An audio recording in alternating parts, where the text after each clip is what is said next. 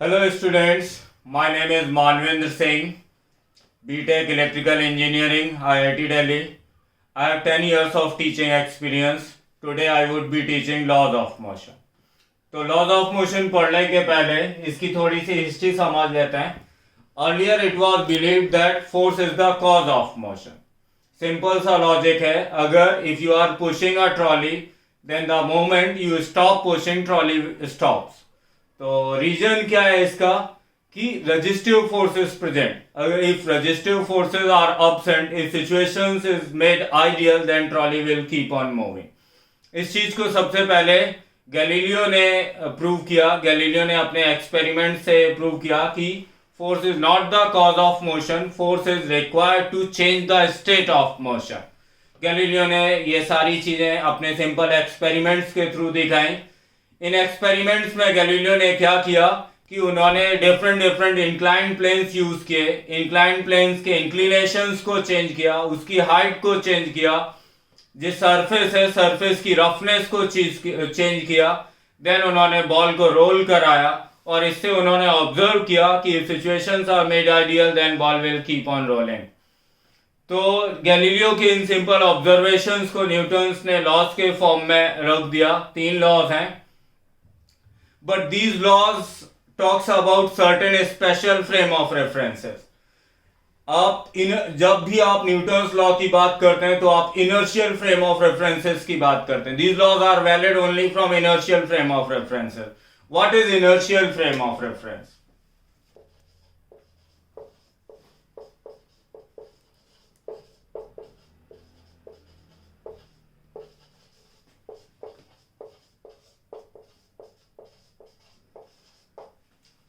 So, inertial frame of reference is a frame of reference that has zero acceleration.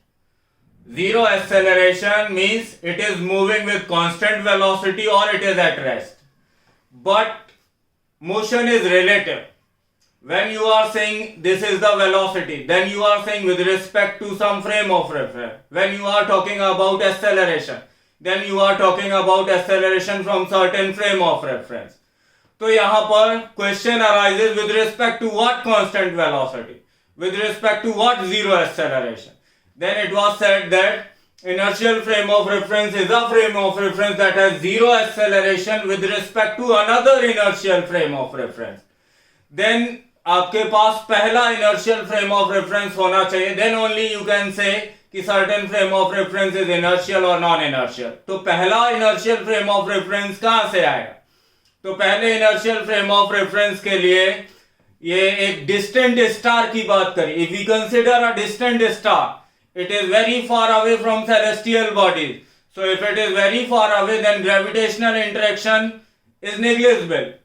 So if there is no force acting then its acceleration is approximately zero. I am saying approximately because there is some gravitational attraction but it is negligible. You have neglected it. तो इसके acceleration को आपने zero मान लिया. Then the frame of references those are moving with constant velocity और are at rest with respect to this frame of reference can be called inertial frame of references. तो इस तरीके से हमें इनर्शियल फ्रेम ऑफ रेफरेंसेस मिल गए. आपके पास पहला इनर्शियल फ्रेम ऑफ रेफरेंस आ गया. देन जो सारे फ्रेम ऑफ रेफरेंस इस पहले इनर्शियल फ्रेम ऑफ रेफरेंस के रिस्पेक्ट में रेस्ट में है या कांस्टेंट वेलोसिटी से मूव कर रहे हैं, उनको आप इनर्शियल फ्रेम ऑफ रेफरेंस बोल सकते हैं. तो इनर्शियल फ्रेम ऑफ रेफरेंस क्या है? A frame of reference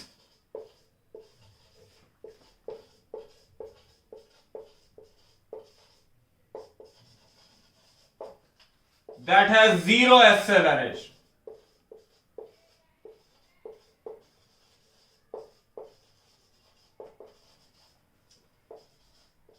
With respect to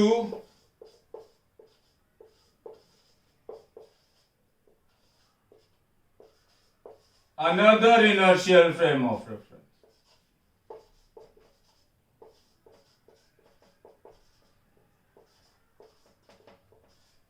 और आपको first inertial frame of reference कैसे मिला?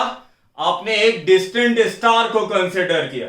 इस स्टार पे लगने वाले फोर्सेस नेग्लिजिबल हैं, तो its acceleration can be taken as zero. Then आपको बाकी इनर्शियल फ्रेम ऑफ रेफरेंसेस मिलेगा। अब हम लॉज की बात करते हैं, फर्स्ट लॉ की बात करते हैं। Actually first law was given by Galileo, but आगे न्यूटन ने तीनों लॉ दिए तो फिर ये न्यूटन लॉ ही कहा जाए। तो आपका फर्स्ट लॉ क्या है?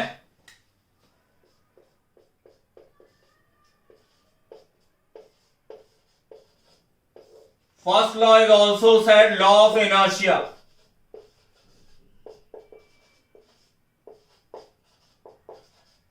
हम लोग 9-10 तक इस लॉ को पढ़ते आए हैं। क्या पढ़ा था हमने कि a body at rest remains at rest and a body moving will keep on moving with same constant velocity unless a force is applied। तो यहां पर हम बस एक चीज और जोड़ देंगे कि a body at rest remains at rest and a body moving will keep on moving with constant velocity unless a force is applied as seen from inertial frame of reference। तो यहां पर हम inertial frame of reference अलग से जोड़ देते हैं, because आप जानते हैं कि जब भी एक्सेलरेशन या वेलोसिटी की बात करेंगे मोशन रिलेटिव होता है, आपको फ्रेम ऑफ रेफरेंस स्पेसिफाई करना होगा। इस लॉ को लॉ ऑफ इनर्शिया भी कहते हैं। इनर्शिया क्या होता है?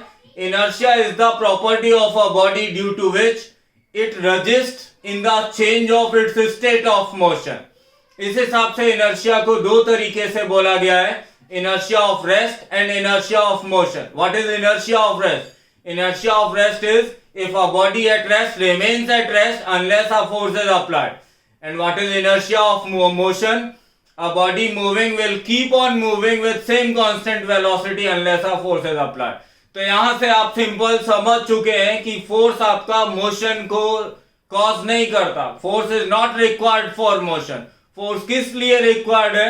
Force is required to change the state of motion, and by simply saying change of motion means change in velocity। तो force velocity में change करने के लिए required है। velocity में change, चाहे रेस्ट में बॉडी है उसको मोशन में लाना है तो भी वेलोसिटी चेंज हो रही, और अगर कोई बॉडी मूव कर रही है उसके वेलोसिटी के मैग्नीट्यूड या डायरेक्शन में चेंज करना तो वो भी आपका change in the state of motion. तो ये आपका फर्स्ट लॉ है। फर्स्ट लॉ आपका क्वांटिटेटिव नहीं है, इसमें कोई फॉर्मूला नहीं है, इसमें न्यूमेरिकल नहीं बनता। न्यूमेरिकल क्वांटिटेटिव आपका केवल सेकंड लॉ है। तो देखिए सेकंड लॉ,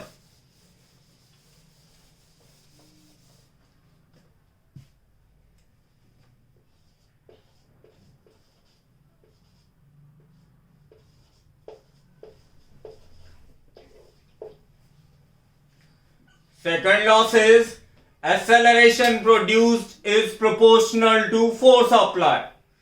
ये आप पहले से पढ़ते आए हैं, बट यहां पर एक बात और जुड़ जाएगी कि as seen from inertial frame of reference, जो आप एक्सेलरेशन की बात कर रहे हैं वो acceleration inertial frame of reference का होना चाहिए। तो एक्सेलरेशन आपका रिलेटिव क्वांटिटी है, फ्रेम डिपेंडेंट है, और आप जानते हैं जो भी इनर्शियल फ्रेम ऑफ रेफरेंस है सब एक दूसरे के रिस्पेक्ट में सबका एक्सेलरेशन जीरो है।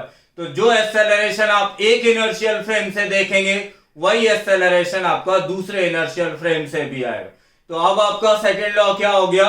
Acceleration produced in a body is proportional to force applied on it as seen from inertial frame of reference. इस लॉ को कुछ लोग दूसरे तरीके से भी बात करते हैं कि force is equal to rate of change of momentum of a body.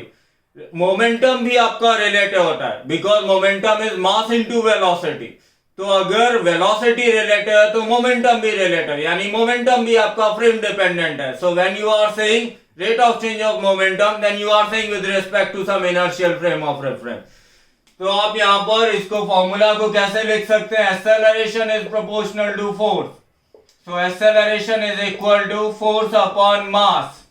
यहां से आप लिख सकते हैं F is equal to ma। m यहां पर मास है, और मास आपका mass is proportional to inertia. Higher the mass higher the inertia. तो ये हो गया। इस लॉ को आप चेंज इन मोमेंटम से अगर लिखते हैं तो P is equal to, P is a vector, P is equal to m into v। So force is equal to dp by dt, and here if mass is constant then you can write force is equal to m dv by dt। What happens when mass varies like rocket, तो वो अपना different topic है, उसको हम बाद में understand करेंगे, बाद में पढ़ेंगे. सो this is your second law. This is the only law which has quantitative. तो ये आपका क्वांटिटेटिव लॉ है, इस पे न्यूमेरिकल्स आते हैं. अब हम पढ़ेंगे third law.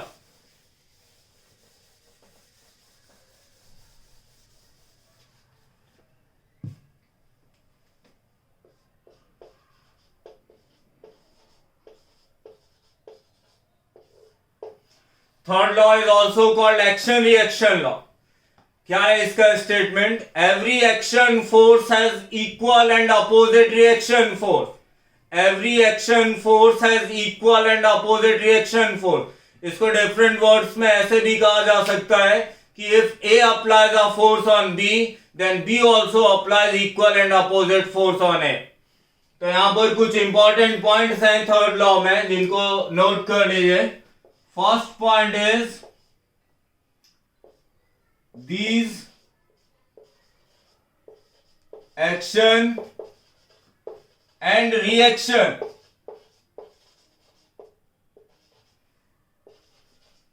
forces act simultaneously.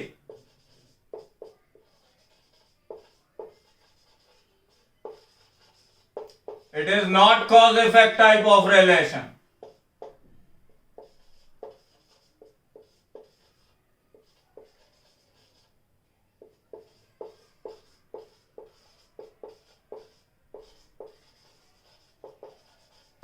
Cause effect में क्या होता है? पहले कॉज होता है, फिर इफेक्ट आता है, उसमें टाइम लैग होता है. इसमें टाइम लैग नहीं होता. टाइम लैग नहीं होता तो any force can be action and other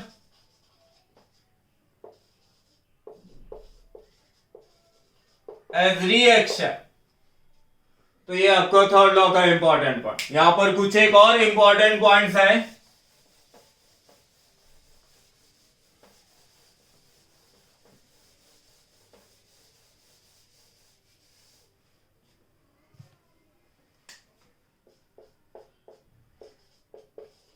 action and reaction forces act on different bodies.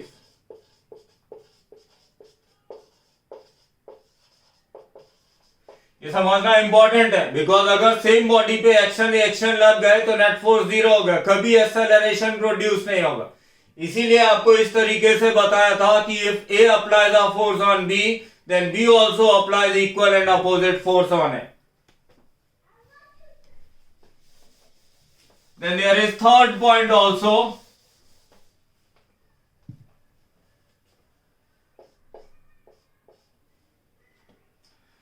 Third point क्या है? एक्शन एंड रिएक्शन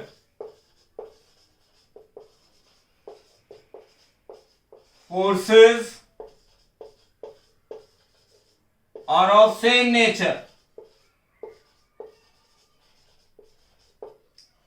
इसका मतलब क्या हुआ कि if action force is gravitational, then reaction force must be gravitational. Similarly electromagnetic force का reaction force will be electromagnetic. तो ये सेम नेचर के फोर्सेस होते हैं. Gravitational force can not be reaction force for electromagnetic force. यहां पर एक simple example से देखते हैं.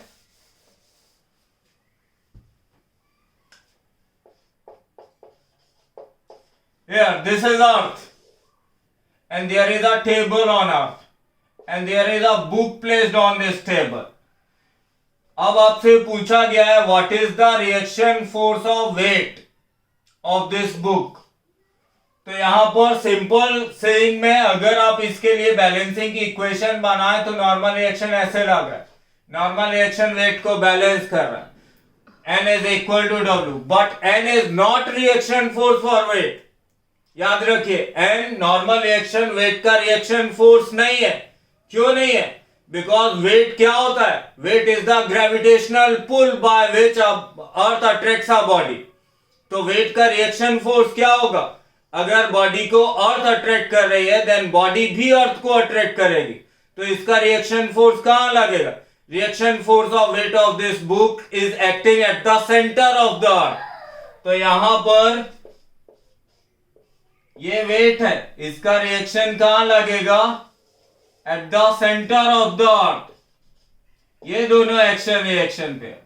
अब अगर आपसे पूछा जाए नॉर्मल रिएक्शन का रिएक्शन फोर्स क्या होगा, normal reaction acting on the book, तो normal reaction force is a electromagnetic force, it comes to in the category of electromagnetic force, so its reaction should be electromagnetic force.